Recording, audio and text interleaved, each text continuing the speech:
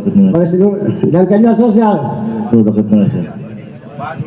bagi rakyat Indonesia. Salam satu Undang-Undang Dasar Negara Indonesia yang terbentuk dalam suatu zona negara Indonesia yang Halo teman-teman semua, baik di sini saya sudah bersama kakak saya sebagai perwakilan dari Gen Z. Baik, mohon perkenalan terlebih dahulu. Selamat pagi, nama saya Hafin Akbaroyan. Saya seorang Gen Z yang lahir di tahun 2003. Saya adalah seorang mahasiswa semester 7 yang berkuliah di UNESA di jurusan akuntansi.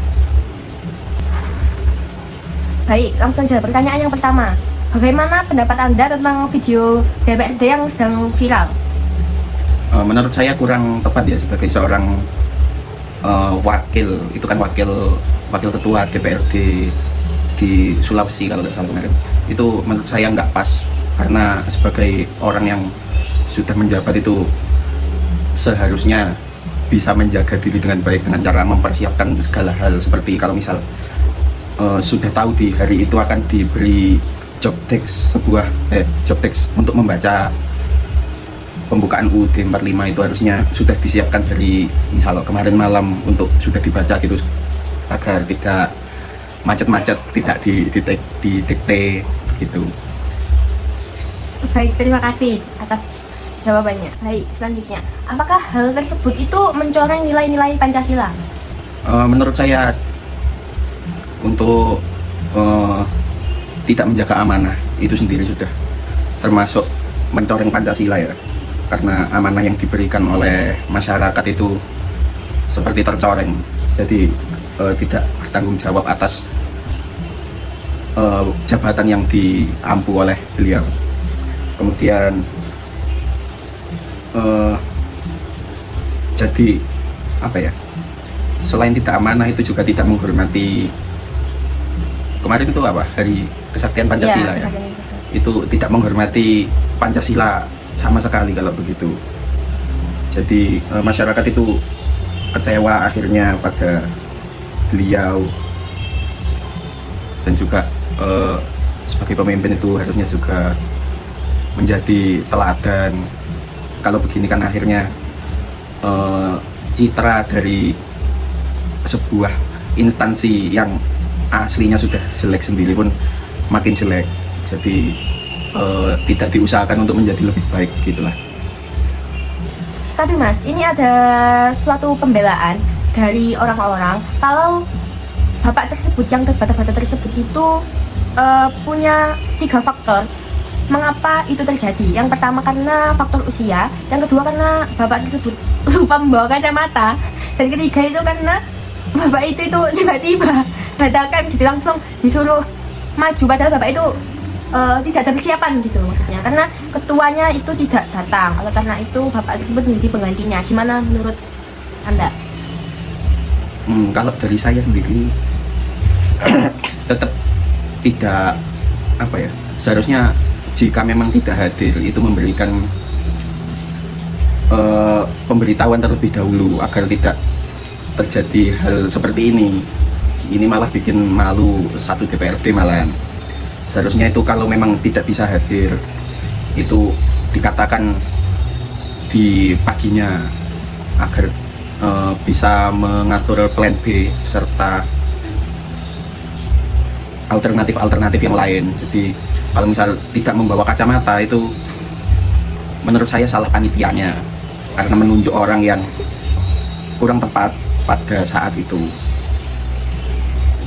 Kalau misal memang itu benar ya berarti memang salah panitia. Nah, cuman UUD itu kan sering dibaca ya saat upacara ya, itu. Kalau tidak hafal itu saya rasa juga kalah sama anak SD itu. Padahal anak SD itu ada yang hafal gitu. Terima kasih. Baik, sampai di sini. Terima kasih untuk Mas Royan telah memberikan jawaban yang memuaskan. Sama-sama. Ya, baik, terima kasih. Baik, halo teman-teman. Di sini saya sudah bersama ayah saya sebagai perwakilan dari Gen Baby Boomer. Baik, langsung saja perkenalan terlebih dahulu. Nama saya Andri Wibowo, saya lahir 17 Desember 1973. Jadi sekarang 52 tahun nanti, bulan Desember nanti 52 tahun. Pekerjaan. Saya sebagai pekerja pabrik di Mojokerto. Berdasarkan video yang sedang beredar yang tentang DPRD yang kesulitan membaca Undang-Undang Dasar itu, bagaimana pendapat Bapak tentang hal tersebut? Kalau menurut saya, apapun alasannya, hal itu tidak bisa dimaklumi. Apapun alasannya. Jadi itu seharusnya tidak perlu terjadi. Apapun alasannya. Baik, pertanyaan selanjutnya, apakah hal tersebut mencoreng nilai-nilai dari Pancasila? Kalau menurut saya, iya. Silakan ya. Iya. Misalnya sila pertama, ketuhanan yang Maha Esa. Nah, dari jabatan beliaunya sebagai pemegang amanah dari rakyat, nah ini bapaknya itu kayaknya sudah mengkhianati, mencederai amanah. Nah, mencederai amanah. Padahal amanah ini kan berhubungan dengan sesuatu yang diberikan oleh Allah untuk amanah. Jadi karena itu sudah mencederai sila pertama. Yang kedua, kemanusiaan yang adil dan beradab. Nah, ini sangat tidak dibenarkan, apapun alasannya. Kemanusiaan sama sekali tidak manusiawi. Kenapa? Apapun itu harus dipersiapkan. Jadi misalkan ada alasan tidak kelihatan, ada kacamata apa, nah itu harusnya dipersiapkan sebelumnya. Itu acara resmi loh. Masa tidak ada persiapan? Ketiga, persatuan Indonesia. Nah ini kalau dihubungkan dengan persatuan, kalau yang dilakukan bapaknya itu sangat tidak membangun rasa persatuan, karena bisa menimbulkan pro kontra di masyarakat. Ada yang pro, setuju, ada yang membela, ada yang kontra, ini. Jadi ya itu terjadi perpecahan. Nah, itu tidak sesuai dengan sila ketiga. Sila keempat, kerakyatan yang dipimpin oleh hikmat dalam kebijaksanaan dalam permusyawaratan perwakilan. Nah ini lagi, kalau seperti itu kan berarti selama ini kerakyatan yang dipimpin tidak bijaksana. Tidak bijaksana. Apa yang dilakukan oleh bapaknya itu tidak bijaksana, kurang kebijaksanaan sebagai perwakilan dari rakyatnya, konstituennya, pemilihnya. Untuk yang sila kelima, keadilan sosial bagi seluruh rakyat Indonesia, apalagi adil. Lah membaca gitu aja sudah kesusahan. Bagaimana untuk menerapkan prinsip keadilan? Ini kan sudah tidak adil buat dirinya sendiri, apalagi mau adil kepada orang lain gimana? Gitu. Baik, terima kasih. Terima kasih. Jawabannya. Tapi Bapak, seperti yang Bapak jelaskan tadi, di sini kan timbul pro dan kontra. Nah, saya jelaskan yang pro ya. Yang pro itu membela kenapa Bapaknya bisa sampai didikte untuk membacakan Undang-Undang Dasar itu karena 3 faktor. Yang pertama faktor usia, yang kedua karena ya tadi lupa membawa kacamata, seperti yang Bapak jelaskan, dan yang ketiga ini karena Bapak tersebut itu menggantikannya itu secara tiba-tiba. Jadi tidak ada konfirmasi apapun karena ketuanya tidak bisa datang. Oleh karena itu Bapak wakil tersebut yang disuruh maju. Bagaimana pendapat Bapak tentang hal tersebut? Seperti yang dari awal saya sebutkan, sebenarnya apapun alasannya itu tidak bisa diterima. Pertama, kalau dari mendadak, berarti yang harus dipertanyakan kesiapannya adalah protokolnya. Kok bisa menunjuk orang, menyuruh menggantikan, sementara yang menggantikan itu dalam posisi tidak siap sama sekali dari sarana dan prasarananya, kacamata dan lain-lain. Itu protokolnya berarti yang harus dipertanyakan kinerjanya. Kedua, kalau misalkan memang dari bapaknya yang secara fisik merasa tidak siap, seharusnya menolak. Karena apa? Karena ini adalah acara kenegaraan resmi. Bukan bisa jadi, memang disiarkan secara live. Nah, seperti itu kan bisa menimbulkan ya seperti itulah gesekan-gesekan. Kalau misalkan terjadi ketidaksempurnaan, bagaimana caranya kita menghindari itu? Ya dibuat sesiap-siapnya, persiapannya, protokolnya itu gimana caranya. Masa gitu aja sampai susahnya setengah mati kan ya nggak mungkin. Itu protokolnya dia nggak beres juga itu. Bapaknya juga harus menolak kalau ditodong menggantikan dengan tiba-tiba kalau memang dia tidak siap. Itu menurut saya. Baik. Terima kasih. Baik, terima kasih Bapak untuk jawaban yang memuaskan. Oke. Baik, terima kasih. Terima kasih. Baik, di sini saya sedang bersama ibu saya sebagai perwakilan dari Gen Milenial. Baik, perkenalan terlebih dahulu. Assalamualaikum, nama saya Indira. Saya kelahiran tahun 81. Saya ibu rumah tangga. Baik. Baik, langsung saja. Untuk video DPRD yang viral, yang tidak bisa membaca UUD itu, bagaimana pendapat Ibu? Menurut pendapat saya ya memalukan sekali di acara yang sangat resmi seperti itu, upacara dengan melibatkan semua warga masyarakat dari berbagai jenjang profesi, ya sangat disayangkan kok pembacaan Undang-Undang Dasar tidak sesuai. Baik, pertanyaan selanjutnya, apakah hal tersebut mencoreng nilai-nilai Pancasila? Ya sangat. Jadi saat pejabat tersebut dikenakan untuk tugas membacakan Undang-Undang Dasar, harusnya dia ya tanggung jawab akan melaksanakan pembacaan undang-undang itu dengan sangat baik kan, karena dia sudah berumur ya. Kalau orang-orang yang berumur itu biasanya sudah sangat hafal dengan undang-undang, bahkan dulu itu ada butir-butir Pancasila yang dihafalkan saat saya masih SD, itu masih ada untuk materi itu. Selanjutnya itu kurangnya persiapan yang dilakukan oleh bapak tersebut. Setidaknya kalau upacara resmi pasti sudah ada penunjukan yang dilakukan oleh protokoler untuk petugas-petugas yang akan bertugas di upacara tersebut. Jadi persiapannya saya pikir itu tidak ada.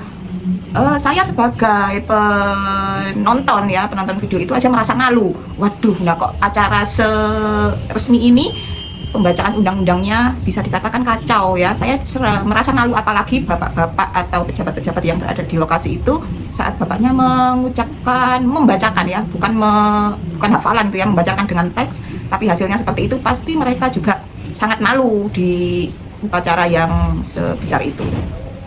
Bapaknya itu kan sebagai wakil ketua DPRD ya, dengan tampilan seperti itu, saya pikir bapaknya kurang tanggung jawab dengan tugas yang diberikan oleh panitia upacara itu. Dan itu jadi menunjukkan bukan seorang pemimpin yang baik. Karena apa? Ya itu tadi, tidak mempersiapkan segala sesuatunya, sehingga tampilannya menjadi kacau balau kalau menurut saya, maupun banyak itu yang berkomentar, netizen itu berkomentar merasa memalukan ya tampilan seperti itu. Jadi bapaknya itu kan wakil rakyat ya di suatu kabupaten. Jadi saya pikir itu rasanya kalau untuk jadi wakil rakyat dengan tampilan seperti itu sangat kurang profesional. Padahal hanya membaca. Ya intinya kurang profesional lah, kurang adil kalau dikatakan bisa seperti itu. Jadi wakil-wakil rakyat yang dipilih oleh rakyat itu harusnya ya kompeten untuk melaksanakan tugas-tugasnya. Ini membacakan undang-undang saja sudah banyak yang salah, apalagi dengan kebijakan-kebijakan, membuat kebijakan-kebijakan untuk masyarakat, ya bagaimana? Sono maneh. Oh, ini kan ada yang bilang kalau nggak pakai itu Bu, kan di sini banyak. Tapi ada yang bilang kalau kenapa Bapak ini bisa terbata-bata sampai di titik itu ada 3 faktor, yaitu faktor usia, faktor Bapak tidak memakai kacamata, dan juga Bapak tersebut itu orang yang tiba-tiba menggantikan. Jadi seharusnya ketuanya, namun tidak, namun Bapak itu langsung seharusnya ketuanya dan Bapak itu sebagai orang pengganti. Ya wes, kamu sih jae. Namun terdapat beberapa berita atau informasi bahwa Bapak tersebut itu kenapa bisa terbata-bata seperti itu karena 3 faktor. Yang pertama, ini faktor usia. Bagaimana? Faktor usia ya. Jadi kalau orang-orang yang usia di atas 50 tahun, saya pikir untuk Undang-Undang Dasar itu bisa hafal di luar kepala. Kenapa? Dulu itu untuk pelajaran Pancasila, dulu namanya itu PMP, Pendidikan Moral Pancasila. Itu jadi SD dulu diajarkan itu, dan harus hafal Pancasila, hafal, kemudian Undang-Undang Dasar hafal, terus ada butir-butir Pancasila itu hafal. Jadi saat dia membacakan itu sudah otomatis, saya pikir harusnya ya dia sudah ada hafal, sedikit hafal lah, meskipun sudah lama sekali itu masih hafal. Jadi rasanya aneh kalau pembacaan Undang-Undang Dasarnya itu hasilnya seperti itu, tidak masuk akal. Baik, untuk yang kedua ini bapaknya lupa tidak membawa kacamata. Nah, kalau lupa tidak membawa kacamata, itu kan bisa langsung saat pelaksanaan upacara dimulai dan dia belum mendapatkan bagian membaca undang-undang, pasti dia sudah ingat. Kalau misalkan dia terbiasa dengan kacamata, tidak bisa lepas dari kacamata, pasti ingat, loh kacamatanya kok nggak dibawa, pasti minta. Harusnya seperti itu. Tidak saat sudah viral seperti ini beralasan tidak membawa kacamata, itu alasan yang nggak masuk akal juga. Ya, untuk yang ketiga ini bapak tersebut itu tiba-tiba menjadi pengganti, tiba-tiba ditunjuk untuk menjadi pengganti karena ketuanya itu tidak datang. Bagaimana? Tiba-tiba gitu. Oke, tiba-tiba pun nggak masalah. Dia hanya membaca. Dia bukan berpidato tanpa teks. Bukan, dia hanya membaca. Membaca itu kalau ada teksnya ya bisa. Dan seperti saya infokan tadi, itu bukan hal yang baru untuk orang-orang yang kelahiran usia di atas 50. Untuk berapa namanya? Gen apa itu? Baby boomer. Baby boomer. Nah, itu juga bukan hal yang susah untuk membacakan undang-undang itu. Jadi apapun alasannya sebenarnya bagi saya nggak sesuai, bilang aja minta maaf, memang saat itu membacakan undang-undangnya berantakan, gitu aja. Nggak usah mencari pembelaan.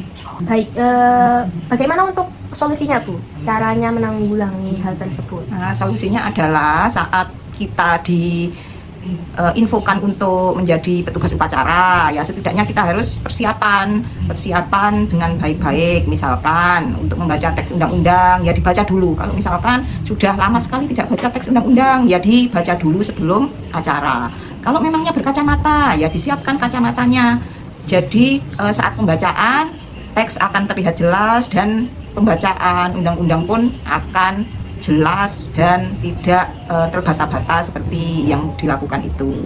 Kemudian untuk pemahaman Pancasila ya, jadi di situ juga ada tanggung jawab. Kemudian ada pelatihan untuk pejabat-pejabat publik untuk mengingatkan lagi bagaimana memahami Pancasila dan Undang-Undang Dasar 45. Bagaimana agar Pancasila dan Undang-Undang Dasar 45 tidak hanya diucapkan tapi diaplikasikan ke dalam kehidupan kita sehari-hari, nilai-nilai Pancasila yang sangat luar biasa itu. Baik, terima kasih jawabannya Ibu yang sangat memuaskan. Oke, sama-sama.